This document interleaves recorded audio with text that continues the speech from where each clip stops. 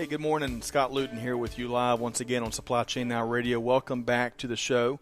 On this episode, we're excited to be interviewing Rocky Romanella, a proven supply chain leader and author of the recently published book, Tighten the Lug Nuts, The Principles of Balanced Leadership. So stay tuned for a lively and enlightening discussion. On a quick programming note, like all of our series on Supply Chain Now Radio, you can find our replays on a variety of channels, Apple Podcasts, SoundCloud, YouTube, really wherever you get your podcast from. We'd love to have you subscribe so you don't miss anything. Big thanks to all of our sponsors that allow us to bring these best practices and innovative ideas to you, our audience.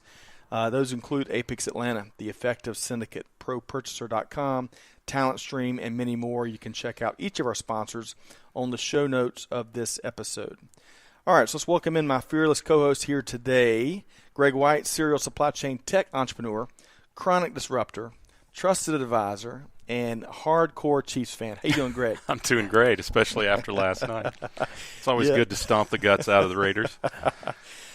Big game, big weekend full of games, but we won't date the show, so we'll keep on driving there. Yeah, that's right. So how are you doing? I'm doing great. Yeah, it's great to be back in the studio. Yes. Not to date us, but we've been taking a little bit of holiday respite here. You had about 182 family members, I think, come visit your abode, right? 6 trips to the Atlanta airport. That's 13 hours of driving. Well, great to be back, and great to be back with what's going to be a home run guest. Yeah. Rocky comes highly recommended by several great friends of the show. So let's welcome in our featured guest today, Rocky Romanella, CEO and founder of 360 Management Services, former CEO of Unitech Global Services, and former president at UPS. Rocky, how you doing? Well, thanks. It's a pleasure to be here. And let me tell you what, that many trips to the airport, that's logistics. That is logistics, that's logistics, no doubt. man. Let me tell you what.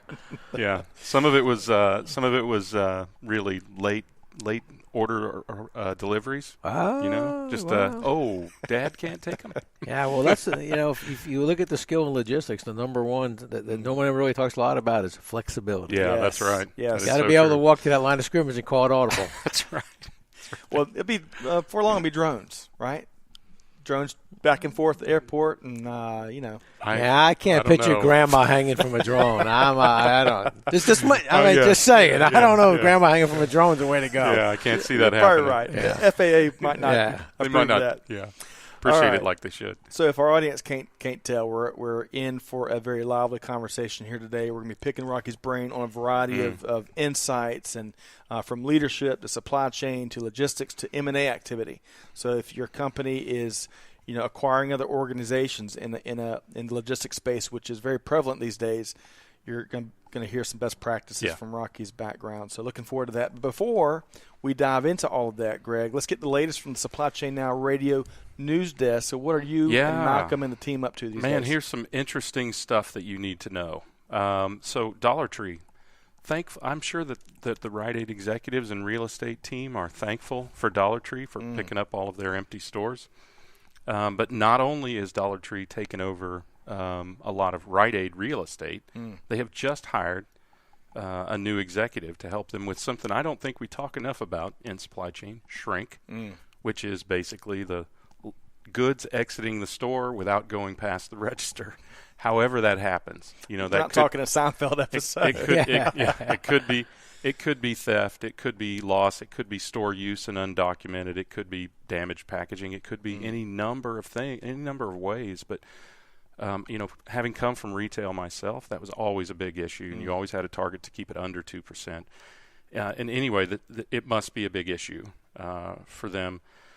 And so they've brought in a new SVP, Robert Oberosler, who was with Rite Aid prior to that, and he's going to take a look at Family Dollar and Dollar Tree, the two brands that this company manages. And it's a big issue in them in their organization. Shrink increased 15 percentage points in the third quarter after jumping 45 points in the second quarter. So obviously they need to do something about it. This is not unique to dollar stores. It's not unique to Dollar Tree. It's common in retail. It's common also in distribution, right? I mean, if a forklift runs into a case of oil, those bottles or those units are shrink. Gary Philbin seems to be on the game here. But get this number here: the NRF did a study. Shrink in 2018 for retailers, $50.6 billion. So Huge obviously an issue that we need to tackle. It's interesting. It's interesting though when you think about that and how much money is associated with that. And I know on the introduction when you talked about the show and you talk about you said people first, which is it really is about people. It's always people that are executing your brand. I'm thinking that here we have this shrink problem. But the first thing a company's going to do is send out a memo. Stop spending money. No more travel. Count every pencil. We're gonna get down to that to save money. Meanwhile, we got shrink over here. Stuff's just disappearing all off over the the place. shelves. Yeah. No one's on that right now. But you just drove someplace and you probably went the long way instead of using your GPS. We got to talk to you about your extra 10 miles. Right? I mean, so there are so many of those opportunities, whether it's from a health and safety point of view. Yes. The amount of money that's held, aside for your health and safety and your practices as well as the shrinkage. So it's amazing to me the opportunities that are out there besides the obvious efficiencies. Well, that and the $50.6 billion, I wonder how that impacts the pricing that all of us. Oh, it definitely does. Products. Every single penny of that is paid for by the consumer, and every penny of that comes off the bottom line of the retailer. And the issue with it is they don't know that it's lost until after they can do anything about it. So many retailers do an annual physical inventory, and that's when they discover it. That's when they discover they've got issues in their perpetual inventory system that keeps count of what's in the stores, and that's when they discover, you open 50 boxes of rubber gloves to work in the auto parts department, right? So clearly, shrink is on the minds of many retailers. What else is on the minds of the news team at Supply Chain Now Radio? Clearly, shrink's got them all choked up. I mean, there's no doubt about this, man. I'm telling you. I feel pretty strongly about the shrink thing. I am a little bit choked up. So this is interesting. So Amazon is trying to buy its way into other markets, and they have in India. They just bought a very small percentage of future retail in India, and that was approved by effectively the same as their Federal Trade Commission. So now they own a small portion of future retail along with a couple of other chains in India in order to try and expand their footprint outside of the U.S. and, of course, to combat the largest online retailer in the world, Alibaba. It's funny that we talk about Amazon so much like they're ubiquitous. They're not even second in terms of online retailers in the world. That's a good point. So it's an important thing for them to do. It's a relatively small stake. But knowing their strategy, and I've worked with them enough to know their strategy, it is land and expand. And like you're an M&A guy, Rocky, so you know how this works. You start with a small stake and you just continue to add additional stake in a company, or you use that as a leverage point to find an adjacent company to help you expand. So these guys are like the show Christmas Carol, right? They're retailers past, They got rid of the Amazon, they got rid of the Woolworths and Sears of the world. Right. Now they're the retailers of present, but now they're going to the future retail. Yeah, so they're all three of the ghosts from the Christmas Carol. Right, and that's a great market. I mean, look, it's inevitable that India and China will become the two leading, at least marketplaces, if not economies in the world. It's inevitable that China will become, just because of the size of their population. But so getting to those markets is really helpful, and it's a long range plan. Everything that Amazon does, they're looking 15, 20 years down the road. So. Interesting. Okay, and then to wrap up the news items. This is my favorite. This is my favorite. This has very little to do with supply chain, but it's a fascinating story. In the last week, two major. This is my Ocean's 11 moment. Two major thefts in Germany, both in the former East Germany, the former German Democratic Republic. One in Berlin at the Stasi Museum. The Stasi, if you're not familiar with, that's their secret police. They were disappearing and exiling and offing people during the communist, the socialist days of Germany.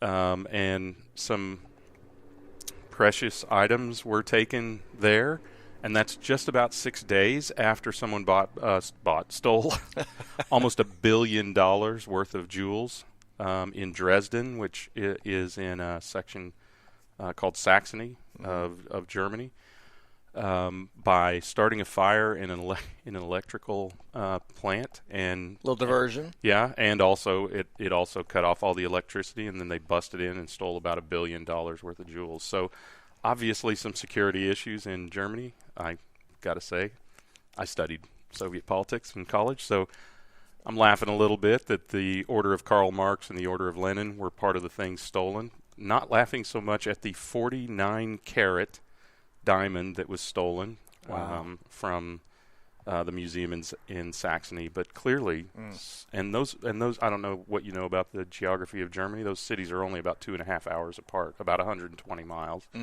apart. So it could be the same group of people. Wow! So look for the movie soon. Good yeah. stuff. Hey, I don't know if that's a fun tidbit or what, but interesting anyway. Well, exciting times in supply chain. Appreciate you and Malcolm and the whole team putting on that report together. So we've got a great guest here today, and if you can't already tell, he weighed in on several of the news stories. Rocky Romanella. So really looking forward to picking your brain. I really enjoyed the prep call or two we had. There's so many different directions we can take this interview in. But we've got, I think, a neat conversation kind of mapped out based on a lot of feedback we get on our shows from our audience and what their interests are and what they'll find helpful and interesting. But for starters, let's get to know you a little better. So where did you grow up, and tell us about your upbringing a little bit. Well, thank you for asking. It's a pleasure meeting you, and I look forward to speaking with your audience. And so the news was unbelievable. I mean, I was at the edge of my seat. Don't stop. What else do we got coming here, man? That's pretty good there, you know. So grew up in Jersey guy. My dad came from Italy, and I was born in Manhattan, but my dad said we're going to the country. So really early on, we moved to Jersey. So that was his first. Which was the country? Was the country for him in 1957, I guess. So, but grew up in Jersey and started working at UPS as a part-timer on loading trailers. My dad said one of my 4 kids is going to college. You're the oldest. He looked at me, but we got no money, so you got to figure this out. So UPS afforded me the opportunity to work my way through college. Great. I actually went to school to be a high school history teacher and a baseball coach. Wow. And then as I'm working my way through UPS as a part-timer, I'm realizing that the best supervisors and managers and leaders were those people who get their people to connect the dots. And so for me, I never gave up my teaching, coaching passion. I just did the coaching and teaching in a different classroom. And in a different field, it was just inside of business. And so I always felt like if you were going to be a good leader, you had to find a way to get your people to understand where you're going and you know how can they connect the dots and what role they play. And so graduated St. John's University, so a Red Storm. Yeah, of course. Yeah. Well, my kids went to Seton Hall now, so we got a little competition going on right now. How'd you let that happen? Well, yeah. So they all went to Seton Hall, and then Big East fan right now. But so it was a nice way for me to work my way through school. Became a driver in Plainfield, New Jersey, and UPS had a promotion from within policy, which I took advantage of. And then my dad told me 2 things that stuck with me throughout my whole career.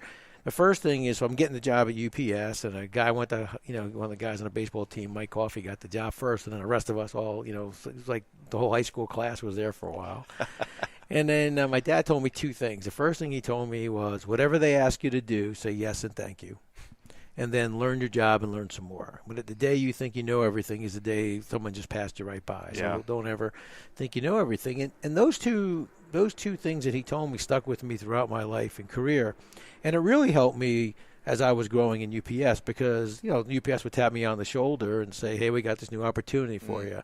And I may not have felt ready or I may not have had the confidence, but what I learned through that was as a leader, you're going to have to believe in your people at times until they're ready to believe in themselves. Yeah.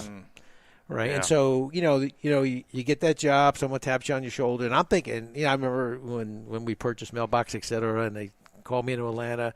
Hey, we want you to, you're going to run this on behalf of UPS. And I'm looking at Jim Kelly was our CEO at the time. I'm like, you got to have somebody smarter than this. I mean, really? I'm the guy you think can do this, right? And he's like, Rock, you got this, and so. But you're describing the beauty of volunteers that we need within organizations to do big and bold things. You have to have new volunteer leaders, right? They're willing to get out of their comfort zone. I think that's the key, willing to get out of your comfort zone. And then I think as the leader, clearly they believed in me when I wasn't ready to believe in myself. Mm-hmm. And then, so as you're growing and developing in that job and someone's believing in you, you kind of get to that break-even point where your confidence, you feel good about yourself, and you're starting to think, well, maybe I can do this, right? Then you have that kind of break-even point. Mm. Then the next transition, I think, is what really defines a good leader, is the fact that now you step back. So, yeah, I was helping you. I was kind of believing in you until you're ready to believe in yourself. But now that you believe in yourself, I got to not overmanage you. I got to let you run now. Yeah. Now you don't need me behind you every 5 minutes asking questions. What you need is, you got this. I have complete confidence in you. Go, run, fly kind of idea. And so I think that to me was a great lesson that I saw, that I realized that, hey, as leaders, we've got to believe oftentimes we have to believe in our people until they're ready to believe in themselves, and you help them transition into that new role and new responsibility. When do you think you reached that point? I'm just curious. When do you think you believed in yourself enough, that you didn't need your leaders believing in you? I don't think I ever stopped that feeling that, because the biggest thing, so someone always asks me, like, what do you think your biggest strength is? My biggest strength is, I know the things I don't know, and I'm not afraid to ask for help. I mean, I don't feel that that's a sign of weakness. And so I think even as I was transitioning and took on my second district, so I was a district manager, so I kind of knew what my second district was going to be like, but it was a bigger district.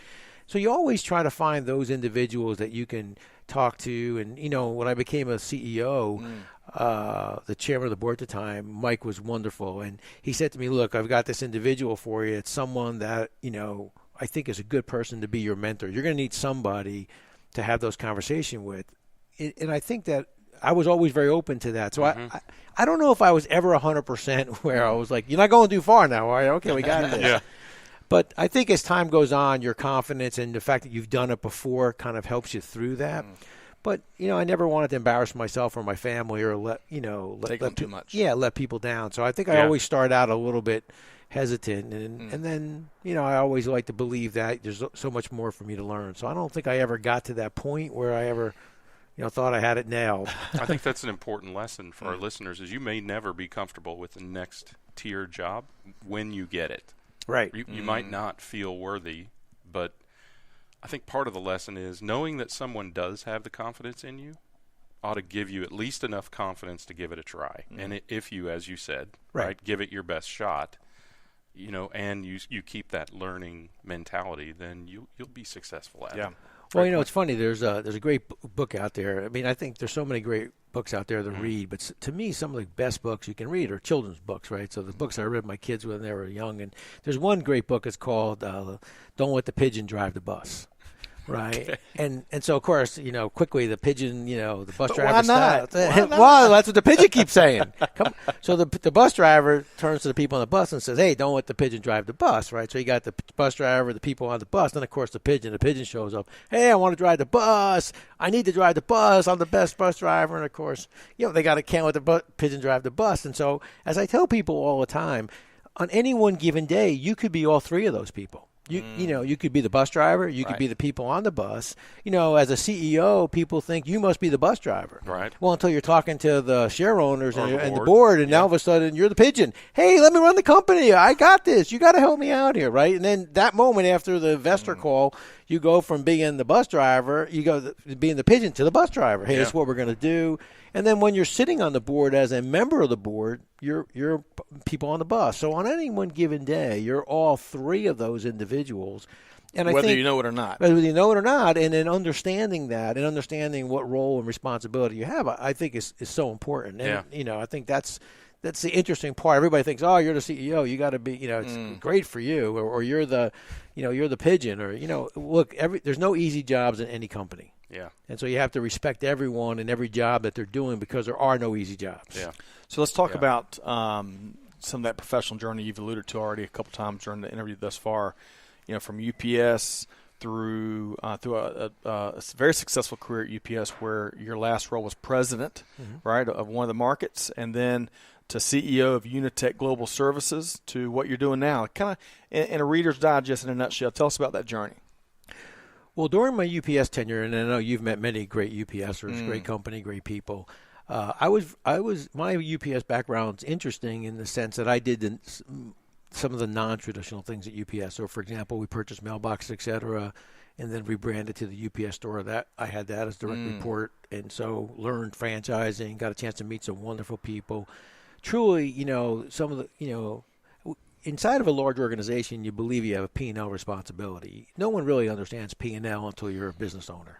Right. And I have such great respect for small business owners, because if you think about it, a small business owner is all in. They take everything they own in life, slide it across the table, and they're all in. And at the end of the day, they hit the cash register, the drawer opens, they pay their people, they pay their vendors, and what's left in that cash register is what they bring home for their family. Right. That's all in. You can have P&L responsibilities inside a large organization, but that big elephant behind you is... You got a backstop. Yeah, right. So working with with these franchisees taught me so much. Great respect for them, great respect for the network.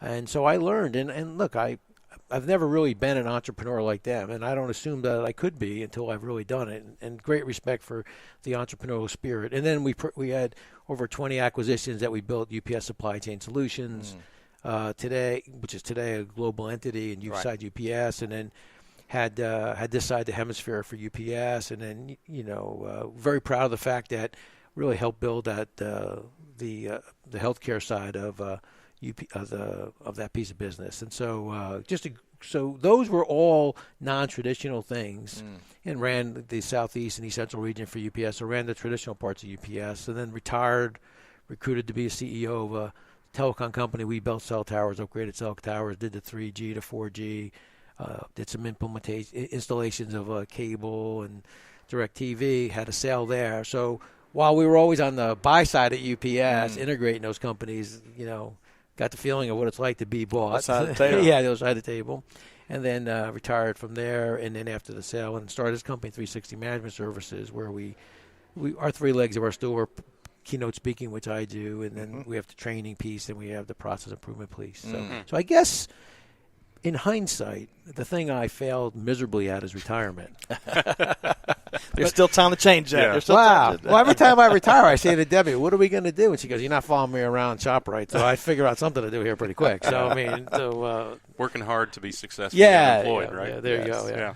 So throughout all those experiences you just described, one of the things we were talking about before we went live was all the differentiation in the logistics space. I mean, to your point earlier, when you go to the EFT trade shows, which we're a big fan of that organization, which is now part of the Reuters Yeah, I just saw that. organization. Yeah, that's great. Or any of the trade shows, industry association meetings, you see all the big players, the UPSs and many others, name brands. But speak to the differentiation in 2019 and beyond that you see being the important components of differentiation in the logistics space. Well, I think the first thing that I think is something that I think everyone should pay attention to, and I don't say that in a preachy way, I just think that when you look at it, the demise of a supply chain company or a logistics company is being commoditized, getting down to complete price. And it's difficult, especially if you're that small, medium, operator, and you're sitting there and it gets down to price. And so I think the key to moving out of that commodity space is your ability to move from being an approved vendor for an organization to a trusted advisor. When you're an approved vendor, you're going to always get forced into that commodity side of pricing. You're on the list. Yeah, you're on the list. I'm That's approved good. vendor. Accounting is driving everything at that point. Yeah, we can Right. use them because they're approved.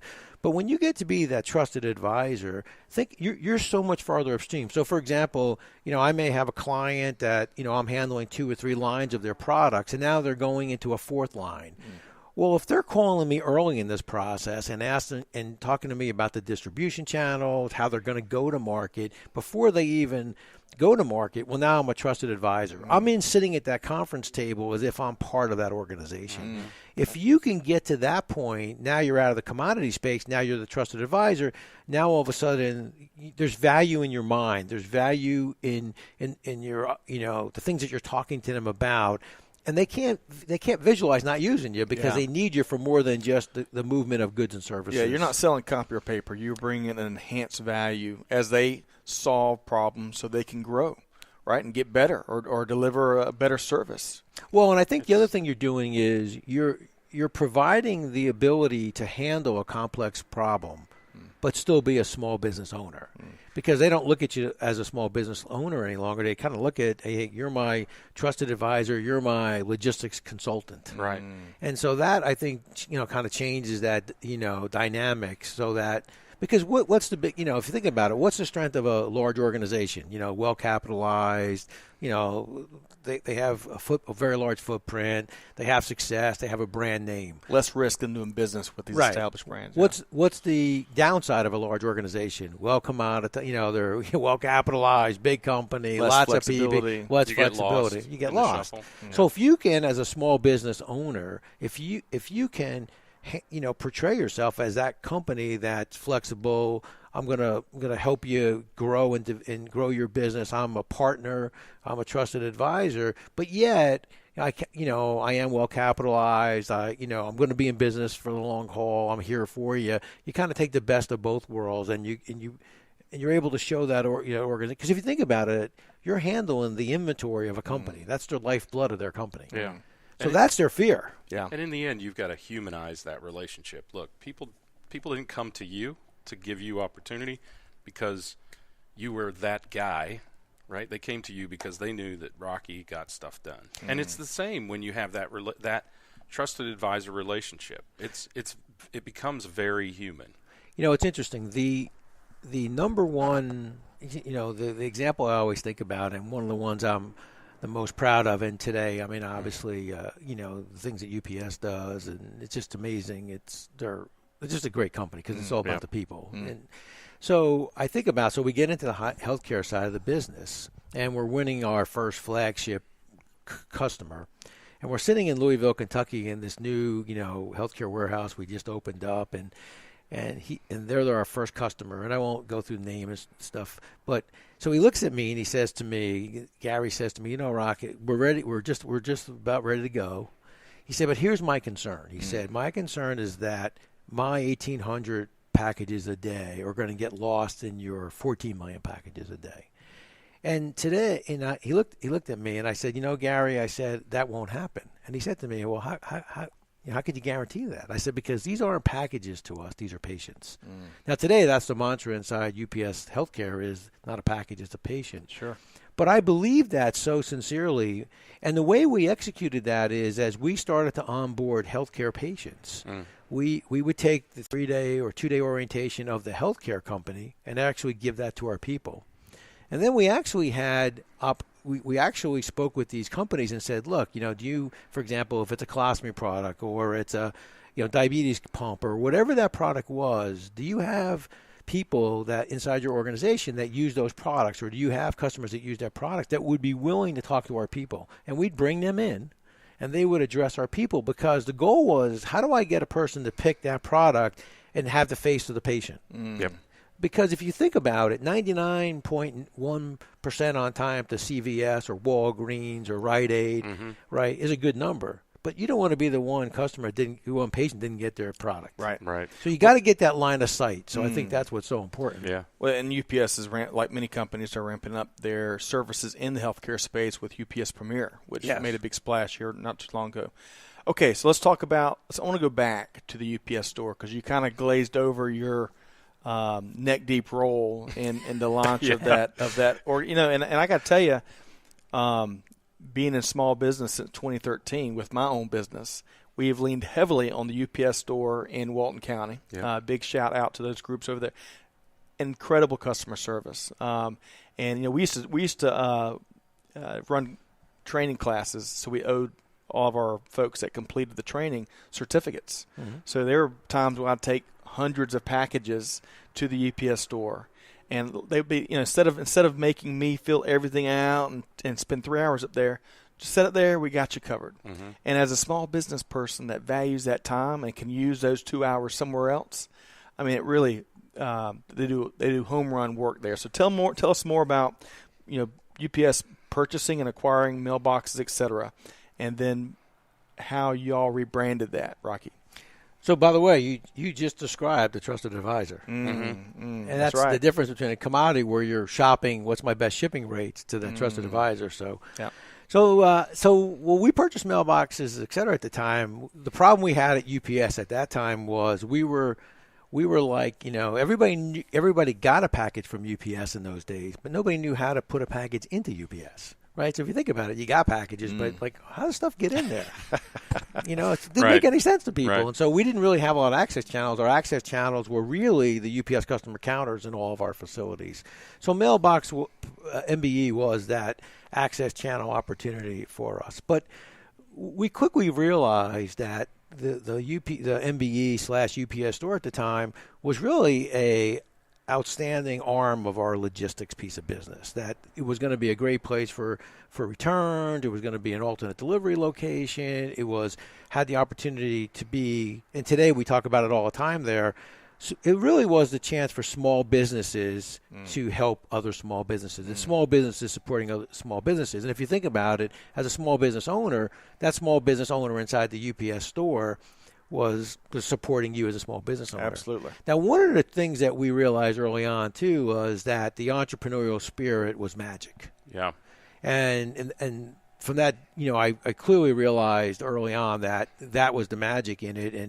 And having independent business owners was really going to be such an important part of that network. So today, it's one of, and I don't know if this is exactly true or not, so don't quote me exactly, but it's probably one of the few franchise networks that's 100% franchisee owned. So there's no corporate owned stores in the UPS store network.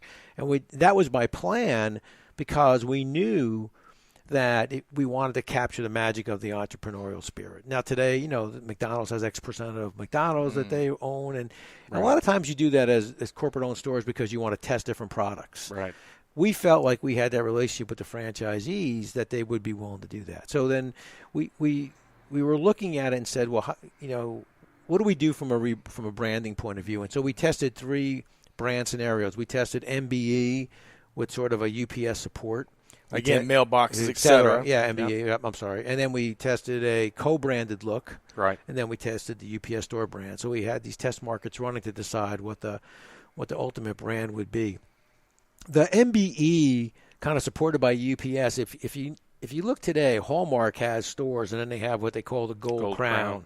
But nobody really knows what that means. So we were going to do something like that. We were going to have like a MBE with a gold shield and think that was it. But people were so confused. And what differentiates your MBE that's not one with another one? So that didn't really have the lift that we thought. And then we liked the co-branded look. We liked the MBE with the UPS store logo. The problem was, when you're in a shopping mall or you're in a strip mall, they're very strict on their marks. So some would allow you to have the MBE logo but not the UPS store, UPS logo. You could have the UPS logo but not the. So then you were disadvantaging someone who depending on the requirements of the strip mall. And so the UPS store actually won in the test with the biggest lift. Yep. So we rebranded to the UPS store, and then that became what's today the UPS store network. Now they're over 5,000 stores. Today we're close to 3,500 then. Is that what it was? Yeah. So. And then the trick for us was we did something very unique at the time. We did not mandate the conversion. And so it's still today the largest rebranding of a franchise network in franchise history. And what we did is we went out and did road shows from January till about the middle of March and visited with all of the areas, all the franchisees.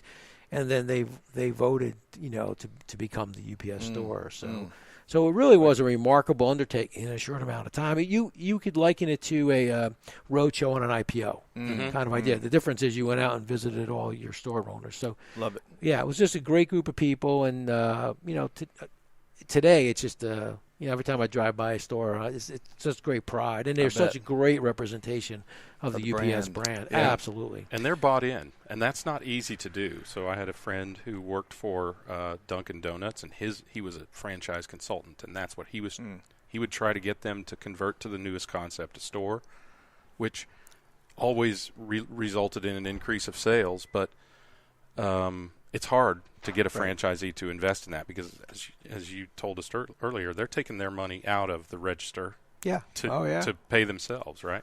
Yeah, and it's scary, too. And the other thing is you bought an MBE at the time. Now, today, you know you're buying a UPS store, but in those days, you bought an MBE. Right. So now the question is, should I, shouldn't I? Am I advantage or disadvantage, And it's funny, a quick story. So I told you I'm from Jersey, right? So my cousin Joey's a great guy. He's a doc, though. Mm-hmm. So we're running these meetings all over the place. And so this guy goes in to see my cousin Joey, and my cousin says, "What's going on?" He goes, "Oh, I'm not feeling good. I'm under a lot of stress." And then Joey, "What do you do?" He goes, "Oh, I own an MBE." He goes, "Really?" He goes, "Yeah." He looks at my cousin's name. He goes, "Wait a minute, Joe Roman, are you related to Rocky?" He goes, "Yes." My cousin goes, "He's the guy making me make this decision." So Joey's like, "Calm down." Okay. I think I can help you with that. Yeah. I'm not sure what he's talking. I'm not sure what's going on over there, but hey, it's okay. It's a business decision. You shouldn't be hurting you. So it's interesting, awesome. Yeah. Any cousin Vinny stories you can share with us? Nah, come on, that's a stereotype. But I can go on for on and on. Yeah, we can go on for a while on those. Yeah, that's one of our favorite movies of all time. All right, so let's talk about. We're going to move ahead. Before we talk about your book, I want to get you to tell us where you're spending your time here today. Well, I live in Jersey now, and with the 360 Management Services, I do about 15 or 20 keynote speeches a year. I do a lot of breakout sessions. I enjoy the breakout sessions.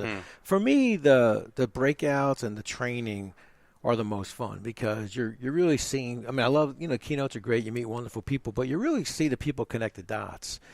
The other thing on the keynotes that I like to do is for example, if you guys sign me up for a keynote speech, hypothetically, I did the dental labs keynote speech. So I said, I'll go out and visit 4 or 5 dental labs.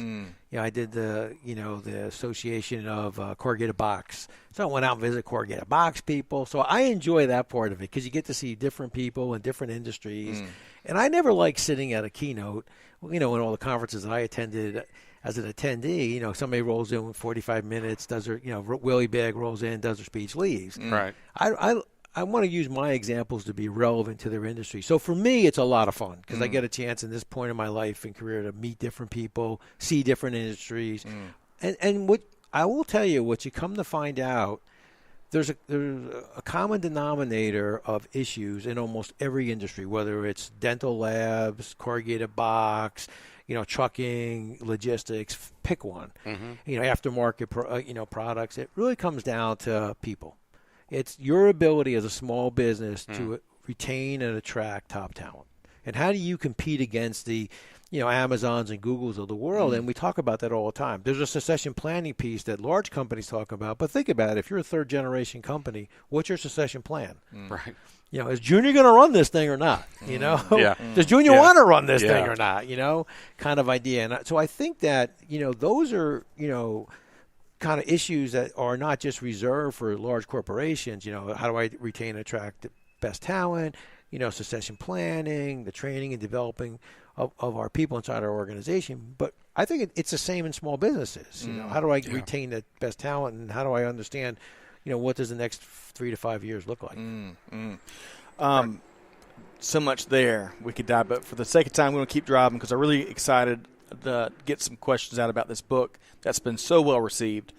Tighten the lug nuts, the principles of balanced leadership that you can get, our listeners can get in a variety of places, including Amazon. But Greg, I know you had some specific questions that we wanted to kind of pose to Rocky about. Yeah. I like the idea of you having a book because, as you described, you are more of a interactive type leader, whatever idea sharer. I can see it, right? And I like the idea of you. I like the idea of you being able to interact with people. So I think that format is fantastic, and I agree with you. Sometimes those keynotes can be a little bit generic, but when you think about your book, what prompted you to share what you shared in there, and tell us a little bit about what you do share in the book, right? For those who haven't read it, but what prompted you to do that? Well, it's really 2 kind of concepts. The first is this concept of legacy. So I believe the true evaluation of a person as a leader is what's their legacy. And for me, legacy is, do you leave things a little better than you found them? Are people better because of their time with you? Are your customers better because of their interaction with your company? And so for me, the book just gave me a chance to sort of put down some of the great lessons I learned from other people, and maybe leave some of those lessons behind as sort of my legacy. Are people better, because they read the book, and do they feel better about themselves, or do they have a few aha moments? And so for me, I thought, that was sort of the theory behind it. And then I also think that, it's interesting, when you think about all of the opportunities you had, it gave me a chance to thank two very special people. With my dad, who was a big influence in my life growing up, and some great lessons there. I mean, we talked about two of them. Yeah. Yes, and thank you. And then whatever they asked, learn your job and learn some more. Well, the third one was, it's what you do when no one's watching that counts. And by the way, I'm sort of paraphrasing these. My brothers and my sister always laugh, because if you knew my dad, he wouldn't be articulating exactly like this. Half of it would be in Italian probably, but and he said, if you think about that, and I remember saying to him when he said to me, "Oh, it's what you do when no one's watching, it counts." I'm like, "Dad, you just ruined it. Nobody was watching." It's kind of like the best part of the whole thing. You know what I mean?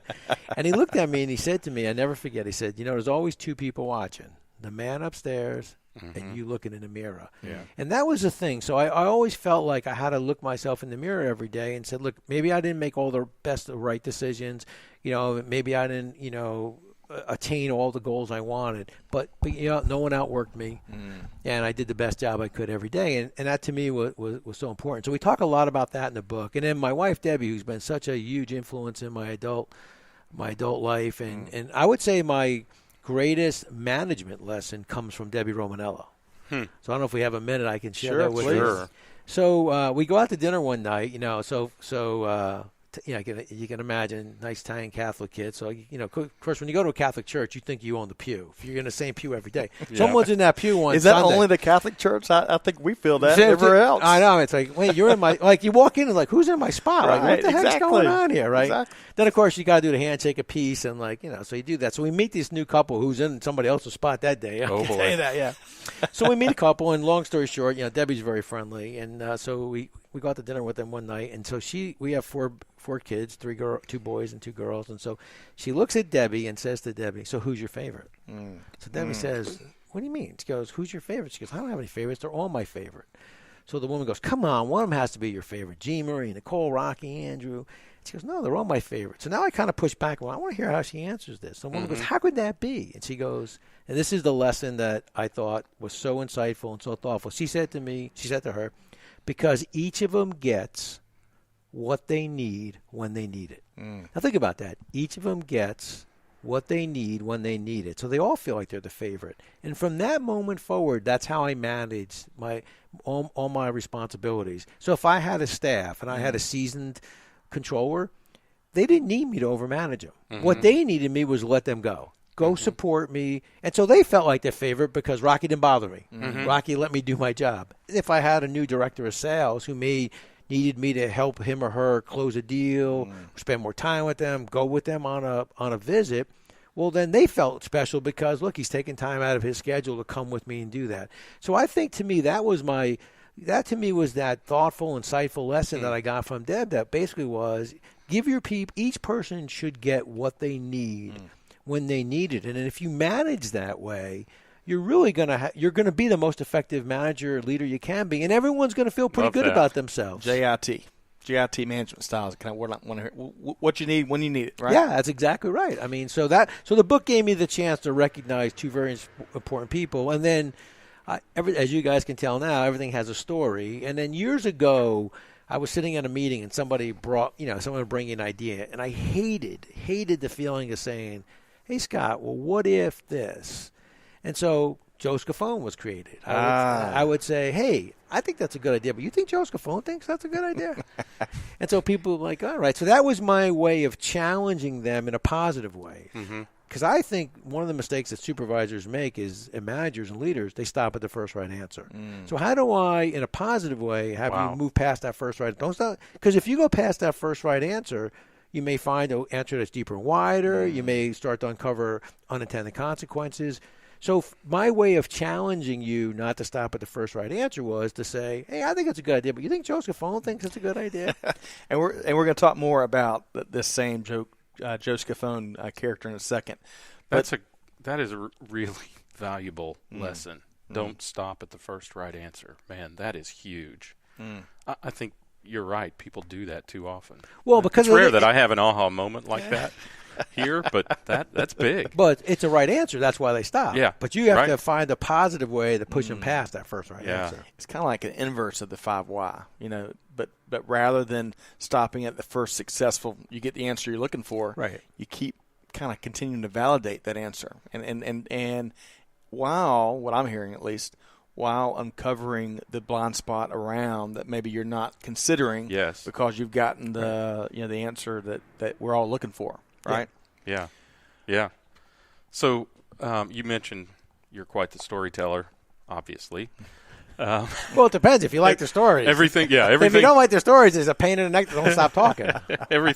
Everything's a story. So I grew up in the Midwest, and I've always been convinced that my family is related to Mark Twain because everything we do is a story. Birthday was just here recently. Yeah. So you must get feedback from folks who've read the book. So of the stories or the the lessons in the book, what do you get the most feedback from?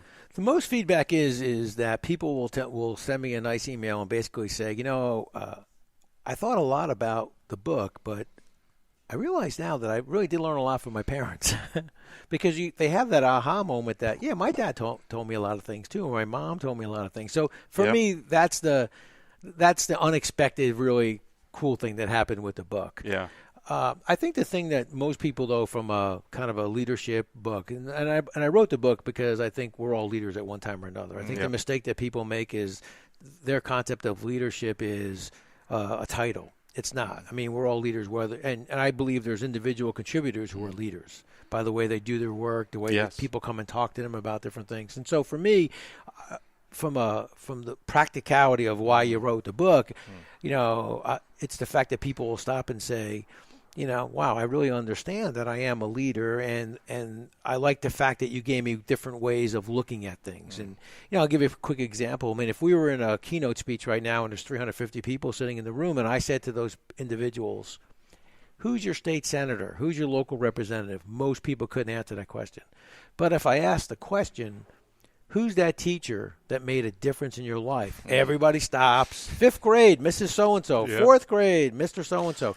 Well, they're a leader then because they have a legacy. They left things a little better than they found them. And so that's what leadership's all about. And so I think people start to look at leadership differently. They don't look at it as, I'm the CEO, I'm Jack Welch, or I'm so-and-so. Right. No, I'm a leader because I influence people. I make things a little better than I found them. I'm a difference maker. And I can do it as an individual contributor or in a more traditional sense as a manager, supervisor, CEO, whatever that title you have.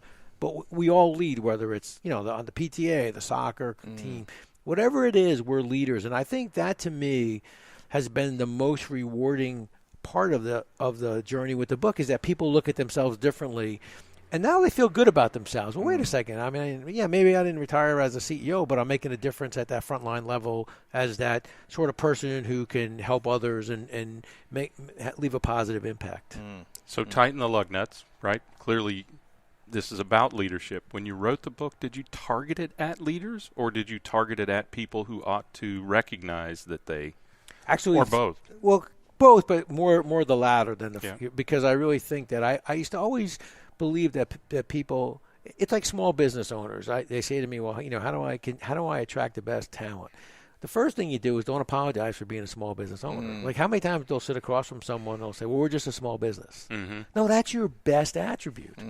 People, people still love working for the person whose name's on the outside of the. I mean, you think Jeff Bezos is walking around Amazon warehouses talking to people? I mean, you can't be undercover boss because you're walking the floor. It's your company, right? And so, don't apologize for being a small business owner. That's your pride. That's what differentiates you. That's what's so exciting about working for that small business owner. And it's the same when I wrote the book. It's like all of us are out there making a difference.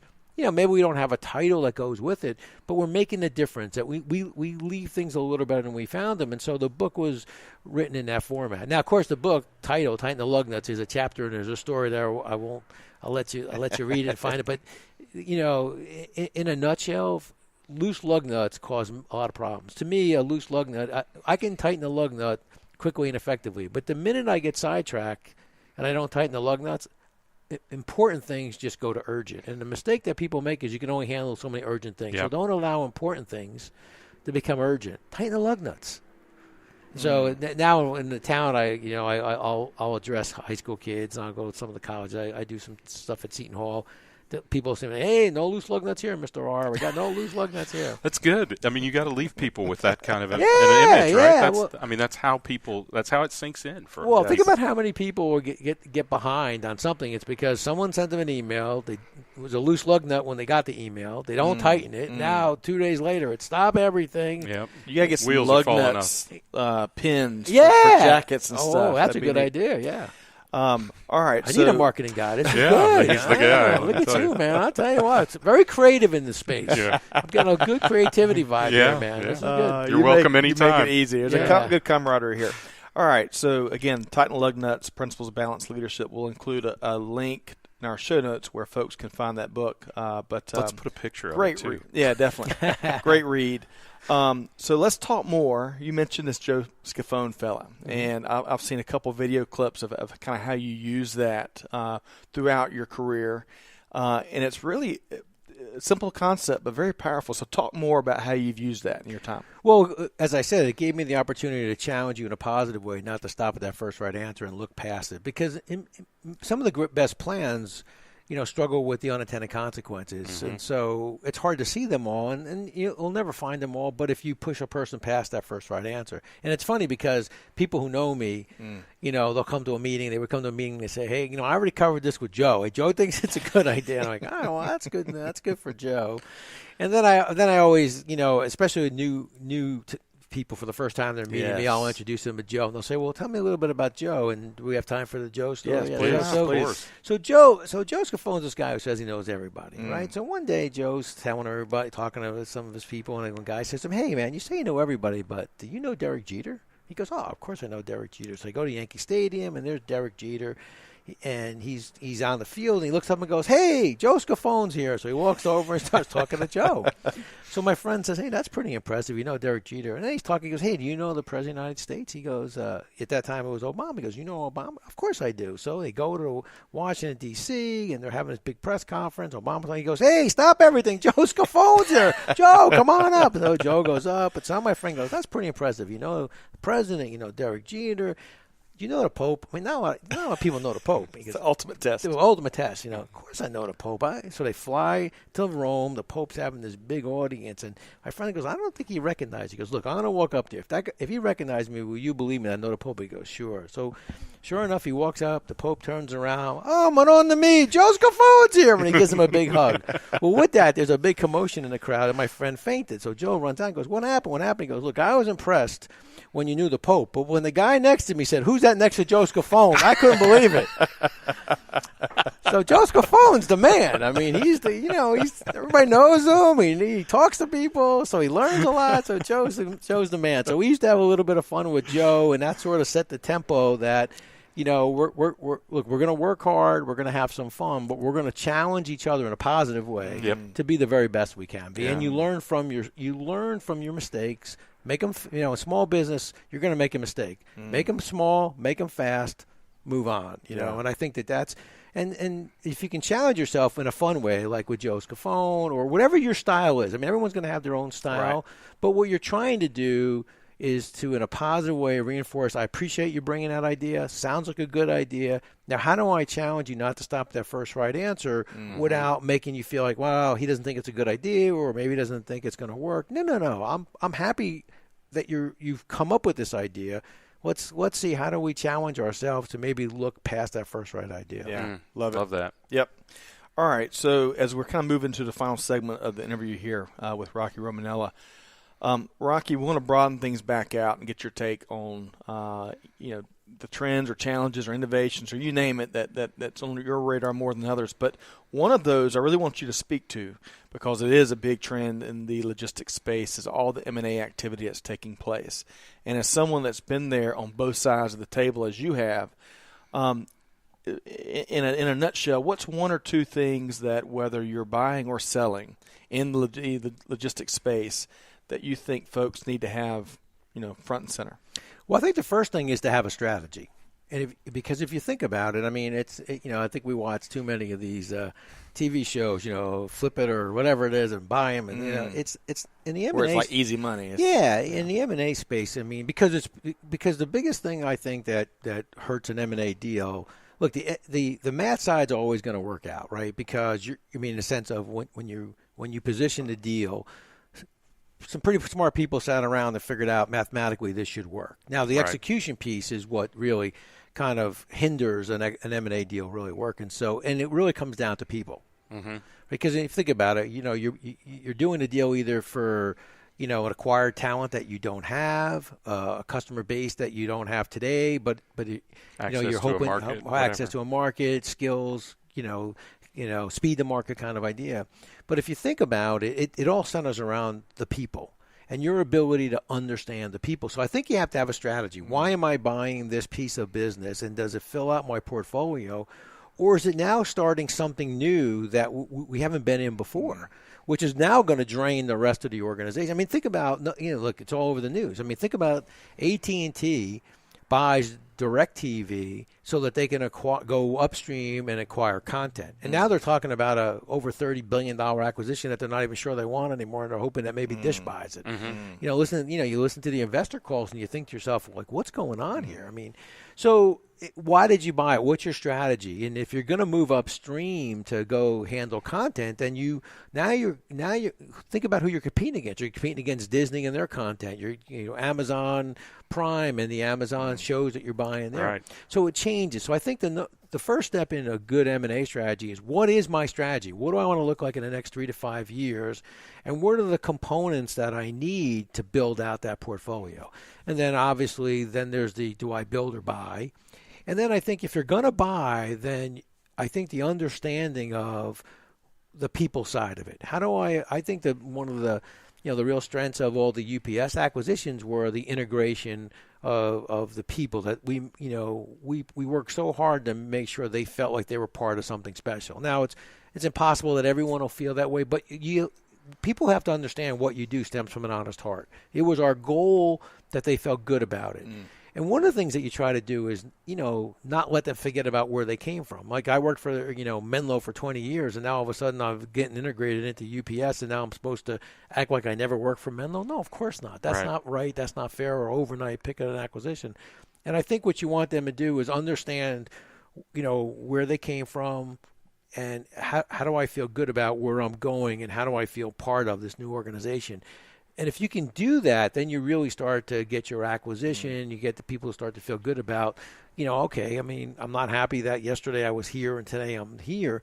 But how do you, how do you get, to your point before, how do you get those franchisees to feel proud about the fact that the brand now on the outside of their store is the UPS store versus what they purchased originally? Right. And I think it takes time. You got to work at it. But I think the people side sometimes gets lost in the integration or the acquisition because it's a math problem at first, and then there's a speed. Then you're filling out a portfolio that you think is so important. But there's so many large M&A acquisitions that you look back today and you think, I mean, now if you're a company the size of AT&T, you could probably handle the DirecTV thing not going the way you want. But can a small company do that? Probably not. Yeah. And so I think that's where I think. So I think have a good strategy, understand what you want to look like in the next 3 to 5 years. And I think then how do you build it out? My quick example to you, though, would be besides the AT&T. So you led off with, the great news, and you talked about, Dollar Tree, Dollar Store, and all that stuff. Now think about this. I think it was at the 105, 107-year anniversary. Don't quote me exactly. But, when they said to the CEO of Woolworths, why are you closing the 5 and dime? And he said, nobody wants 5 and dime anymore. Nobody buys 5 and dime. I don't know. Could you have another Dollar Tree or Dollar Store or Dollar General under 5? So it wasn't that nobody wanted a Woolworths. You lost your way. Right. Right. On the 107-year anniversary or thereabouts, when they said to the CEO at the time of Sears, why are you getting rid of the catalog? Oh, nobody buys on a catalog anymore. Well, can you get another Pottery Barn catalog in your mail or catalogs, right? And the other thing is, who's Sears and Roebuck today? Amazon. Yeah. I mean you could buy anything. Remember, you could buy anything out of a Sears and Roebuck catalog. You could buy anything on Amazon right now. What a travesty. I continually go back to this, that the company who could ship you a house Yeah. by mail order, right? Yeah. I don't know if a lot of people know that the Craftsman brand is because they shipped Craftsman houses Yes. to people, right? That they could not make the conversion from a catalog to the internet, which is Right. essentially an online catalog. Absolutely right. Is an absolute travesty. And that is how many companies do lose their way. They don't see the market changing. The AT&T DirecTV is a great example of that. They didn't see Netflix coming. They didn't see Amazon coming. They didn't see the impending, in my opinion, death of traditional network television and the transition to streaming and other types of media. And they got caught kind of between. And they didn't know what to do. Well, the other cautionary tale, I think, and this is just an editorial that may not necessarily represent the view of the station, but but if you think about it, and then everybody gets caught up in the frenzy of Me Too. So think about it for a second. You have Comcast, cable company, buys NBC. Then you got Verizon, right? Then goes and buys. They buy all the Huffington Post, they bought Yahoo, AOL, all that stuff, right? So they start to get in this Me Too. Oh, we're providers now. We have to go upstream. We have to own content. DirecTV gets bought by AT&T. So next thing you know is you're like, what's going on here? And they all start to, Disney, buys ABC, and at some point, ESPN. And you start to wonder, like, do you start to lose your way a little bit? Do you start to, who are you? And I think companies have to answer three questions, and I think people do as well. Who am I? What do I stand for? And what won't I compromise? Yes. Yeah. And you have to adapt. Yeah. Also, I mean, look, I don't know who was first, but I do remember that FedEx bought Kinko's, and around the same time. No, it was actually the opposite. We bought MBE. Yeah. Well, I didn't know who was first. Yeah. But it also comes down to not just having that vision, but executing well. And you talked about it. The people aspect of it is the best part of executing. Is the biggest part of executing well, because I don't even know if any of those FedEx Kinko stores or whatever the heck they're called even exist anymore. But I know where all of the UPS stores are. So I mean that aspect of M&A is really critical, and I think the thing that you've pointed out is that the aspect of M&A that really makes it successful has to be beyond strategy. It has to be in integrating the people and the processes that make the company work. And being flexible too. Right. And what's the role that this acquisition plays in the overall kind of organization? And is it because I think what happens is that people get caught up in this concept of near neighbor. It's like, it's a near neighbor, so why don't we go do that? And if you think about it, next thing you know is they're not even in the neighborhood. They're not even in the same state anymore. It's like, how did we get over here from there? The other thing is it's a big distraction inside an organization because what happens is people wonder, where am I going to fit into this whole thing? I mean, because if you think about it from a pure M&A side, you're going to go through the synergy side of it. So, I don't need two of you. So who stays, who leaves? So, and who are the people that leave? It's the best people. The best people leave when they're not quite sure, where do I fit or how is this going to go? And so it's the ability to communicate and it's ability to give people a vision of what you're trying to accomplish. But it's hard to have a vision if you're not really quite sure why you bought the company other than, hey, it was a good deal. Those other guys did it. Right. I mean, you could have an M&A show, flip or flop. Right. Just the way they have those ones on houses. Because, I mean, there's probably more that have flopped than really have been successful because, and you think about companies. I mean, if 5 years or 10 years ago, whatever, we would have said, do you think anybody would have an AOL account? Nobody has an AOL account anymore. Like, how did that happen, right? You think about some of those companies and you think, how did that company get to that spot so quickly and then not have the ability to stay in that spot, you know? The Me Too dynamic is alive and well. That's the first time I've heard that put from an M&A standpoint. So well put. Let's talk about you do, as you mentioned, a lot of different keynotes. In fact, the EFT event that was here in Atlanta in June, I think you're one of the keynotes where we first kind of were rubbing elbows. What currently, as you look out over the next 6 months, 12 months, what's on your schedule? What are you looking forward to the most from a keynote standpoint? Well, I think what's exciting is the different, kind of venues I'm going to, but also the different organizations. And so just got signed for Napa Auto Parts. It's their global convention, so it's in Vegas, and that'll be a lot of fun because you're meeting people from around the world. I've noticed that I've been doing a lot with associations, and because I'm also willing to do breakout sessions. So what'll happen is I'll do the keynote, but then I'll do 1 or 2 breakout sessions. And in these associations, because they're I've done AFLING 2 years in a row, which is a wonderful organization. What happens is that they run these great, what they call kind of leaders, and they're trying to understand like who's going to take over these small organizations. And so it's been fun to, I'll go in a day early and I'll work with their emerging leaders group, and they'll be 35, 40 people from 35, 40 different companies. And they've been identified as the potential emerging leader inside those organizations. And it's fun to sit and talk to them and maybe build a 3 or 4 hour workshop for them on what are those key attributes of a good leader, the ability to communicate, the ability to have those difficult conversations, value and ethics and those kinds of things. And so that's been a lot of fun for me. So I enjoy that. I mean, I would say that, I do between 25, somewhere between 15 and 20 in that range.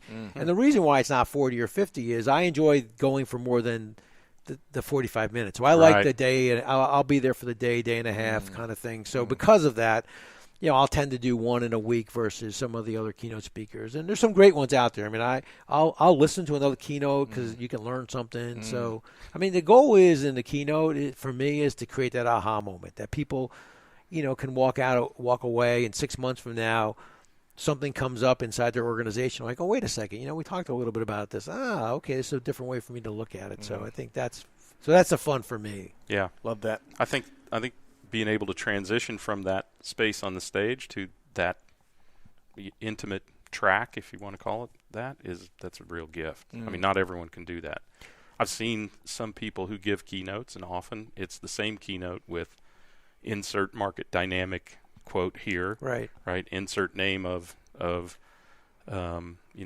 company putting on the show there, that kind of thing. And while it's really valuable, it's different. It's a different value to be able to sit down face to face with people and communicate that. That's great. Well, and I think too, when especially when you're doing the associations, those are all small business owners that are in there, and so for them to be away from their business for 2 or 3 days, I mean, that's a big sacrifice for them. I mean, and so I think that's so I'm very, after spending so much time with the UPS store owners and knowing them as, entrepreneurs and business owners, you think to yourself, hey, if I'm going to get up there and give these people a keynote speak, I want to make sure that I'm being respectful of their time as well. That, it's a great story, Rock. You told so good, we all laugh, but I mean, I'm away from my business. I need something to go back and improve things. And so I'm very conscious of the fact that, especially these small business owners in these association meetings, that that's a huge sacrifice for them to be away from their business. Yep. Yeah. Well put. Yeah, I agree with that.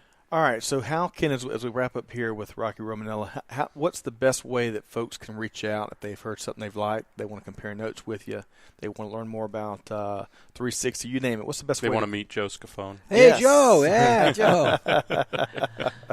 So we have my website is www. It's the number 3 and then the word 60 SIXTY managementservices.com. So if you were my marketing manager originally, I never would have got a name 360 Management Services. It's like you got to spell it, check it 3 or 4 times, But when you go online you start a business, that's taken. And the 360 comes from our consulting side, where we look at things from a holistic point of view. It's like the complete circle. It's kind of like the circle of life, kind of idea, where it's not just one part of the business; it's the whole.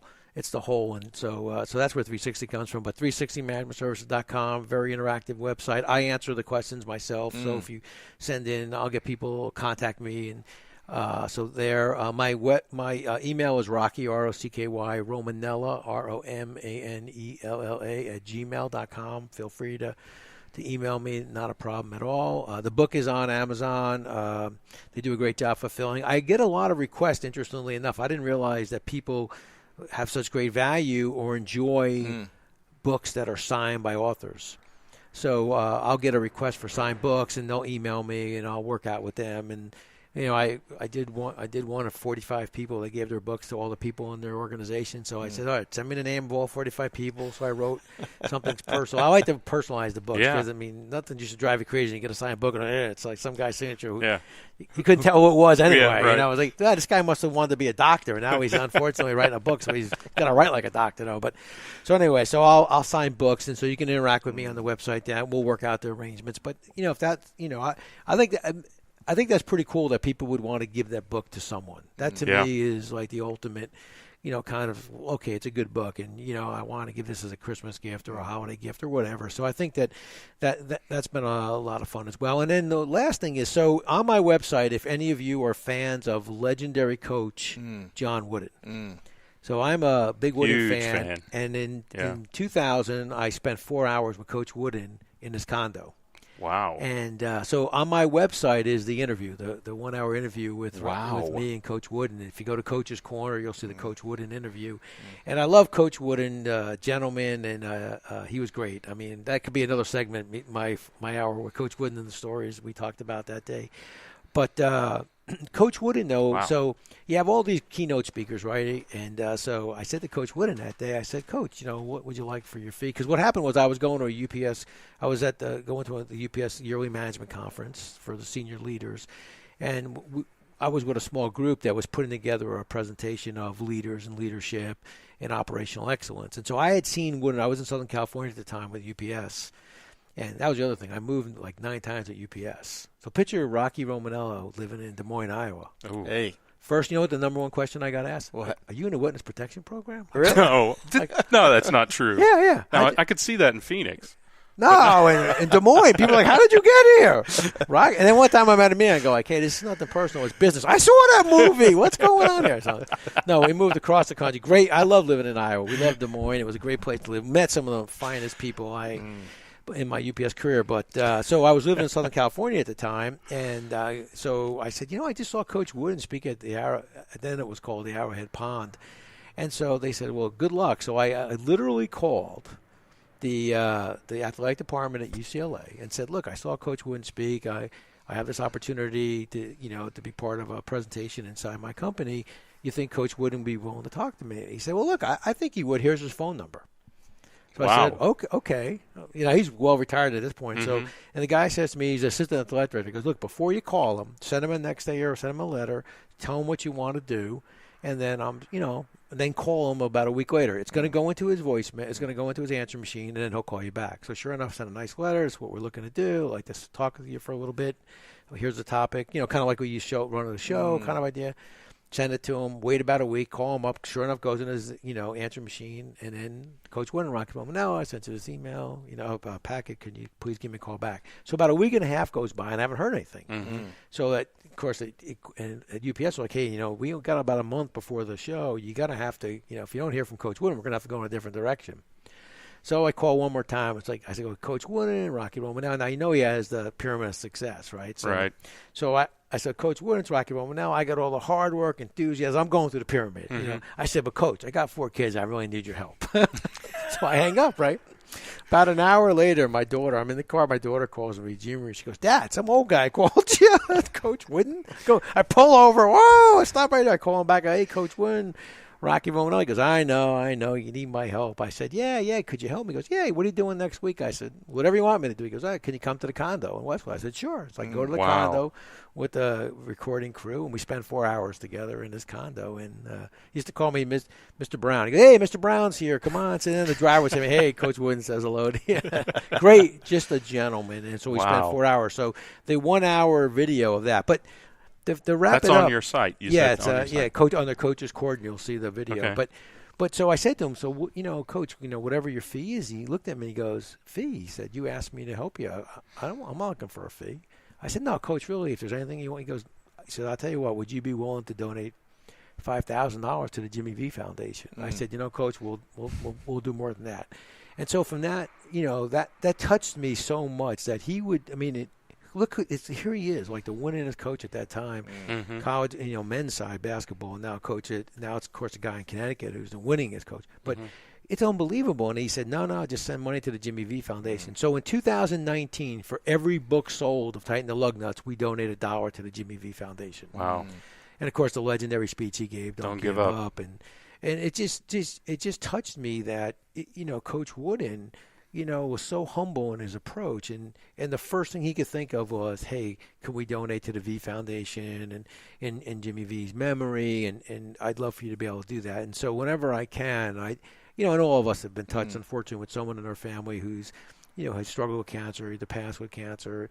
And so I think, to me, it's just a good cause. It's kind of a way of giving back. So in 2019, for every book sold, so so order fast is what you're saying. I want to write a big check to the Jimmy V Foundation. I really do. So, but Coach Wynn was great. So that's the other thing. If you'll love the interview was great. He's and you'll see. I mean, he's sitting there. I mean, it's in his house. He's just sitting there talking to me, and we're going back and forth. Wow. We should put a link to that. We'll put a link to that in the show notes. Yeah. And for your book. So do they have to buy a particular place for you to get? No, what happens is because I'm self-published, I get a monthly, of all the books sold, and then I just, whether it's Amazon or Barnes & Noble, iBook or Kindle, and then I'll see all the total sales, and then I'll just send a check to the Jimmy V. Great. I hear you've got videotape too of Coach Wooden teaching you how to slam dunk a basketball. That video too, right? Oh yeah.